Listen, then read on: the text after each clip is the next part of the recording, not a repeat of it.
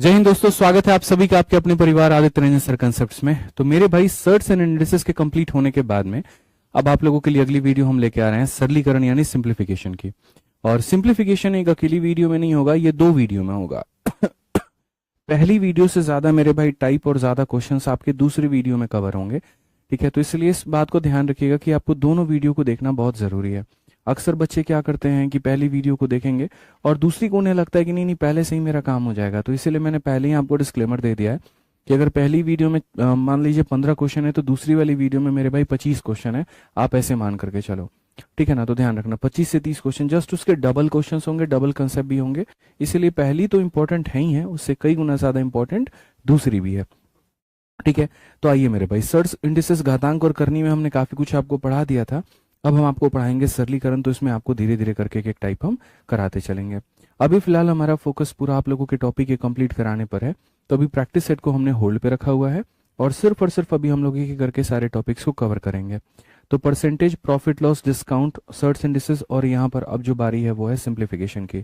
इस टॉपिक के कराने के बाद में तब हम आपको कराएंगे एसआई और सीआई, सिंपल इंटरेस्ट और कंपाउंड इंटरेस्ट। तो आप मेरे साथ में इस चैनल को सब्सक्राइब करके जुड़े रहिए और यहाँ से एक एक वीडियोस को कंप्लीट करके अपने सिलेबस को पूरा करिए। तो सबसे पहले टाइप नंबर 1 की बात करते हैं। टाइप नंबर 1 यहाँ पर क्या है? तो टाइप नंबर 1 में आप देखो, यहाँ पर ये एनटीपीसी का मेरे भाई पूछा गया सवाल है और बड़ा प्यारा, बड़ा सुंदर सा, बड़ा जो है अच्छा सा सवाल है कि अगर हम इस संख्या को मेरे भाई इसके साथ में गुना करें तो क्या होगा। हालांकि देखिए, हम ऐसे सवालों को बहुत पहले पढ़ा चुके हैं और मेरे भाई कैसे कंसेप्ट काम करता है जरा वो भी देखिए। अगर मान लीजिए कभी भविष्य को मेरे भाई यहाँ पर 99 को अगर मान लीजिए किसी भी संख्या के साथ में गुना करना हो, जैसे मान लीजिए 99 को 99 के साथ ही गुना करना होगा, तो आंसर क्या होगा? नीचे वाली संख्या में एक कम कर दीजिए तो मेरे भाई यहाँ पर हो जाएगा 98। 9 में से 8 खत्म कर दीजिए तो हो जाएगा 1। 9 में से 9 कर दीजिए तो हो जाएगा 0। ठीक है, नहीं समझे? मान लीजिए यहाँ पर मैं ये कह रहा हूँ कि अगर कभी भी 99 से किसी भी संख्या को गुना करना हो, मान लीजिए 23 को ही गुना क्यों ना करना हो, तो 23 में से आप एक कम कर दीजिए तो हो जाएगा आपका 22। 9 में से 2 गया तो आपका होगा 7 और 9 में से 2 गया तो हो जाएगा आपका 7। ये सिर्फ मेरे भाई 99 में नहीं बल्कि 99 जैसी हर संख्या में फॉलो करता है, जैसे सिंगल 9, डबल 9, 3 बार 9, 4 बार 9, 5 बार 9, 6 बार 9, इस तरीके से करके। तो जब ये रेलवे में क्वेश्चंस पूछा गया तो अच्छे अच्छे स्टूडेंट और मास्टर दोनों फेल हो गए यहाँ पे और समझ नहीं आया कि करना क्या है, बल्कि बड़ा सिंपल सा लॉजिक हम इसमें लगा सकते थे। और बहुत ही सिंपल लॉजिक हमारा क्या लगता है मैं आपको बताता हूँ। बहुत ही सिंपल लॉजिक लगाते हैं आप यहाँ पर। और वो क्या होता है एक बार हम जो है सो बता देते हैं आपको। ठीक है, ये मेरे भाई आपका सिंपल लॉजिक लगता है और बहुत आसान से आप अपने क्वेश्चंस को बना पाते। ठीक है, लॉजिक में यहाँ पर देखिए हमारा 9 कितनी बार है? एक बार हो गया। और 2 2 4 2 6 मेरे भाई यहाँ पर 2 बार हो गया, फिर यहाँ पर 2 4 बार हो गया और यहाँ पर 2 6 बार हो गया।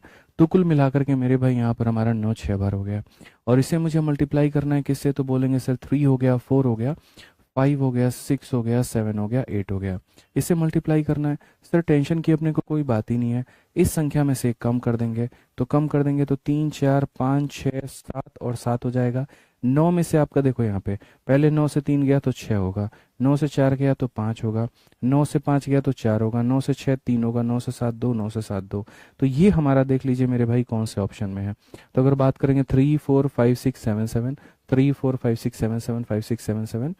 ठीक है, और यहाँ पर मेरे भाई ये ऑप्शंस नहीं होंगे। और उसके बाद में 6 5 4 3 2 2, 6 5 4 3 2 2।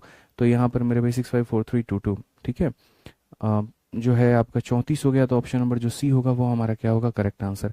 3 4 5 6 7, 3 4 5 6 7, 7 6 5 4 3 2, 7 6 5 4 3 2 और 2 मेरे भाई, एकदम ऑप्शन नंबर 1 जो है वो करेक्ट है। तो मात्र सेकंडों में आप ऐसे सवालों का उत्तर दे सकते हैं, आप इस बात को समझिए।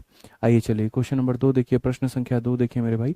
प्रश्न संख्या 2 आप लोगों के सामने यहाँ पर क्या कहता है? मुझे इन सभी संख्याओं को मल्टीप्लाई करना है और मल्टीप्लाई करके तब जो है उसके बाद में इसका आंसर देना है। अब लोग परेशान हो जाते हैं आंसर क्या होगा क्या होगा। मैं सिंपल से एक बात बोलता हूँ भाई, थोड़ी समझ रखनी पड़ेगी तुम्हें, और कोई बात नहीं है।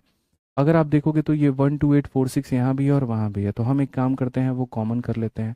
तो 12846 अगर हमने कॉमन कर लिया भाई, तो यहाँ पर क्या बचेगा? तो बोलेंगे सर 593 और वहाँ पर क्या बचेगा? तो बोलेंगे सर 407। अगर हम देखेंगे तो बोलेंगे सर ये हमारा हो जाएगा 128 यहाँ पर 46 और 593 और इसको जोड़ेंगे तो 1000 होगा। 1000 से इसको गुना करेंगे तो पीछे में कितने जीरो आ जाएंगे? 3 जीरो। और पीछे में 3 जीरो आ जाएंगे तो हमारा आंसर कितना होगा? तो बोलेंगे सर ऑप्शन नंबर ए जो होगा वो हमारा बिल्कुल सही उत्तर होगा। तो सरलीकरण के सवालों को इसी तरीके से निपटाना होता है, थोड़े से लॉजिक्स होते हैं और ज़्यादा कुछ भी नहीं होता। ठीक है, आप आ जाइए मेरे भाई अगले सवाल में, क्वेश्चन नंबर 3 में। यहाँ पर क्वेश्चन नंबर 3 क्या कहा गया है ज़रा पढ़िए। अब ये सवाल है, देखो ये सवाल मुझे थोड़ा सा नया क्वेश्चन लगा और एसएससी में भी ऐसे सवाल नहीं पूछे जाते हैं, तो मतलब ये सौभाग्य आप लोग मान लीजिए कि आपके पेपर में पूछा गया है, ताकि इसी के बहाने आप सीख पाएंगे। तो कहा गया अगर इसको हम इसके साथ में डिवाइड करते हैं तो 108 आता है, तो मतलब अगर हम उसको डिवाइड करेंगे इससे तो कितना आएगा। बहुत ही प्यारा क्वेश्चन, मुझे लॉजिकल क्वेश्चन लगा। ठीक है, क्वेश्चन में क्या कहा गया मैं आपको बता देता हूँ। 2 हो गया, 8 हो गया आपका, ठीक है ना। फिर उसके बाद में 9 हो गया, 5 हो गया, 7 हो गया, और पॉइंट में कितना हो गया, 5 हो गया। 28 95 7.5, इसको हमें डिवाइड करना है किसके साथ में, तो हमें मेरे भाई करना है 26, और उसके बाद में 8 मेरे भाई यहाँ पर कितना हो जाएगा 125। और जब हम ऐसा करते हैं तो हमें कितना मिलता है, तो मेरे भाई हमें जो मिलता है वो 108 मिलता है। ये एक ऑपरेटर है, इसको इससे डिवाइड करने पर हमें यहाँ पर ये मिलने वाला है। क्वेश्चन में यहाँ पर क्या कहा गया है मेरे भाई समझना। तो क्वेश्चन में यहाँ पर मेरे भाई अब सेम डिजिट्स हैं यहाँ पे, बस डेसिमल बदले हुए हैं। अब क्वेश्चन में हमसे यहाँ पर ये कहा है कि 2 हो गया, 8 हो गया, 9 हो गया, उसके बाद में यहाँ पर पॉइंट हो गया, 5 हो गया, 7 हो गया, 5 हो गया। अब मुझे इसको डिवाइड करना है, और मुझे इसको डिवाइड करना है तो किससे करना है, तो बोलेंगे सर 2 हो गया, 6 हो गया, फिर उसके बाद में 8 हो गया, फिर 1 हो गया, फिर पॉइंट का हमारा 25 हो गया। मुझे यहाँ पर इससे डिवाइड करना है। अब सारा खेल जो है सर डेसिमल का है। देखो अगर इस संख्या को इस संख्या से डिवाइड करने पर 8 आ रहा है तो यहाँ पर भी आपको 108 ही लिखना है, लेकिन मैं बताऊंगा चेंजेस यहाँ पर क्या होंगे। तो रही बात यहाँ पर चेंजेस की, तो आप यहाँ इस बात को समझिए। आप देखिए 289575, 289575, 268125, 268125 सेम डिजिट है हमारे। तो जब डिजिट सेम है तो मेरे भाई डिवीजन में भी सेम डिजिट होगा, लेकिन फ़र्क क्या होगा, तो फ़र्क यहाँ पर ये होगा कि आप देखो जो डेसिमल मेरे भाई यहाँ पर लगा हुआ था, अब वो डेसिमल 1 और 2 यहाँ पर मेरे भाई 2 डिजिट के बाद में है। ठीक है, तो मैं यहाँ पर ये चाहता हूँ कि अगर मैं अगर मैं मेरे भाई यहाँ पर ये डेसिमल यहाँ 2 अंकों के बाद में घिसक के बाद में आए, तो डेसिमल अगर यहाँ पर इसका मतलब शिफ्ट हो जाता है, इसका मतलब क्या होता है, तो इसका मतलब होता है सर उतने ही जीरो मेरे भाई यहाँ पर नीचे होंगे। आप मेरी बात को समझ रहे हैं। देखिए जैसे अगर ऊपर में डेसिमल शिफ्ट होता है तो जीरो नीचे आता है, और नीचे में डेसिमल शिफ्ट होता है मेरे भाई लेफ्ट के साइड में शिफ्ट होगा तो वहां पर ऊपर में डेसिमल जाएगा। मैं फिर से रिपीट करता हूँ, फिर से मेरी बात को देखिएगा। ये दशमलव है, अगर ये अपने लेफ्ट के तरफ में जाएगा तो अगर ऊपर में डेसिमल लेफ्ट में जा रहा है तो नीचे में जीरो आएगा, नीचे में अगर लेफ्ट की तरफ में जा रहा है तो ऊपर में जीरो आएगा। समझ रहे हैं। और अगर ये डेसिमल मेरे भाई राइट में जा रहा है तो ऊपर में जीरो आएगा, और नीचे में राइट में जा रहा है तो नीचे में जीरो आएगा। बस आपको ये बात ध्यान रखना है। तो मेरे भाई ये जो डेसिमल था यहाँ पर 5 के बगल में, अब यहाँ पर ये यहाँ से खिसक करके यहाँ पर चला आया है, यानी कितने डिजिट ट्रेवल हुआ है, 2 डिजिट। तो यहाँ नीचे में कितना जीरो आने वाला है, तो 2 जीरो आने वाला है। नीचे में कितना जीरो आने वाला है मेरे भाई यहाँ पर, तो 2 जीरो आने वाला है। उसके बाद में यहाँ पर ये देखिए डेसिमल है, और ये जो है अपने लेफ्ट में नहीं किसका है, ये डेसिमल मेरे भाई अपने राइट में 1 के पहले था, अब ये 1 से खिसक करके, यानी पहले इस पॉइंट से था और ये राइट में गया है। तो मैं आपसे फिर से रिपीट कर देता हूँ, आप सभी लोग मेरी बात को समझिएगा। अगर डेसिमल अपने बाएं तरफ में जाता है, अगर ऊपर में बाएं तरफ में जाएगा तो जीरो नीचे आएगा, नीचे में बाएं तरफ में जाएगा तो ऊपर में जीरो आएगा, और अगर ये दाएं तरफ में जाएगा तो अगर ऊपर में दाएं में जाएगा तो ऊपर में जीरो, और नीचे में दाने में जाएगा तो नीचे में जीरो।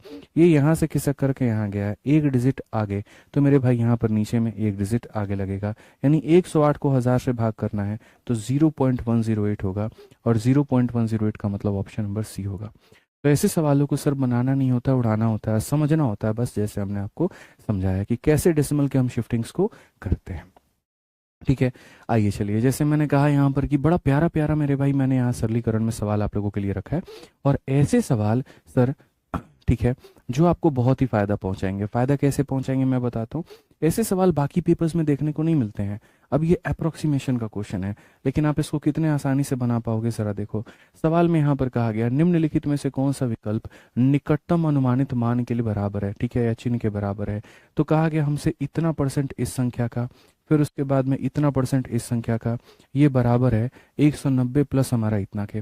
तो देखिए ये 24.99 को मैं मेरे भाई निकटतम लिखूंगा 25%, ठीक है, और उसके बाद में ऑफ ये लगभग हमारा कितना हो जाएगा, तो 800 के करीब में हो जाएगा यहाँ पे। ठीक है, फिर उसके बाद में अगर हम बात करते हैं तो ये हमारा हो जाएगा कितने % के, तो ये हमारा हो जाएगा 30% के, और ये लगभग किसके बराबर में है, तो 120 के बराबर में। हम दशमलव के बाद में बाकी सारे मान को इग्नोर कर देंगे।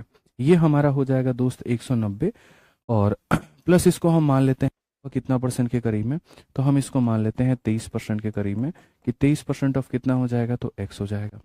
ठीक है, अब इस सवाल को देखिए कितने बढ़िया तरीके से, किसी भी संख्या का 25% इसका एक चौथाई, तो 800 का एक चौथाई कितना हो जाएगा, तो बोलेंगे 200 हो जाएगा।